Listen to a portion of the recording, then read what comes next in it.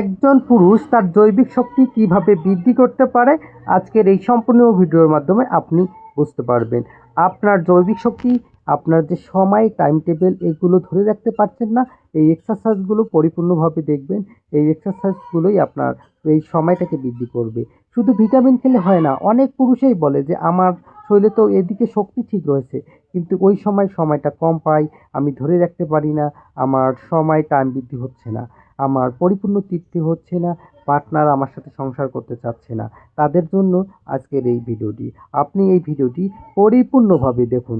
যদি পরিপূর্ণভাবে দেখতে পারেন এবং প্রত্যেকদিন রেগুলার এক্সারসাইজ করতে পারেন, তাহলে আপনার একসময় সিংহের মতো আপনি লড়তে পারবেন। সিংহের মতো আপনার পার্টনারকে সময় দিতে পারবেন। আপনার পার্টনার আপনার উপর খুশি হবে। এই খুশি না কে না চায়।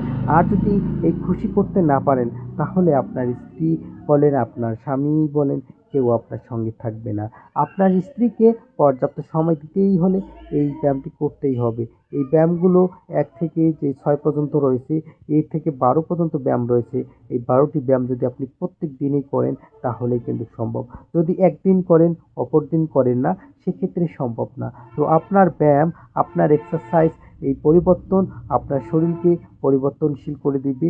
আপনার শুধু পরিবর্তন বা সময় বা যৌন সময় এগুলো হবে না, আপনি সুস্থ সবল থাকবেন, আপনার মাসলগুলো শক্তিশালী হবে, আপনার পেশিগুলো আরও শক্তিশালী হবে এবং আপনার পার্টনারকে আপনি পর্যাপ্ত সময় দিতে পারবেন।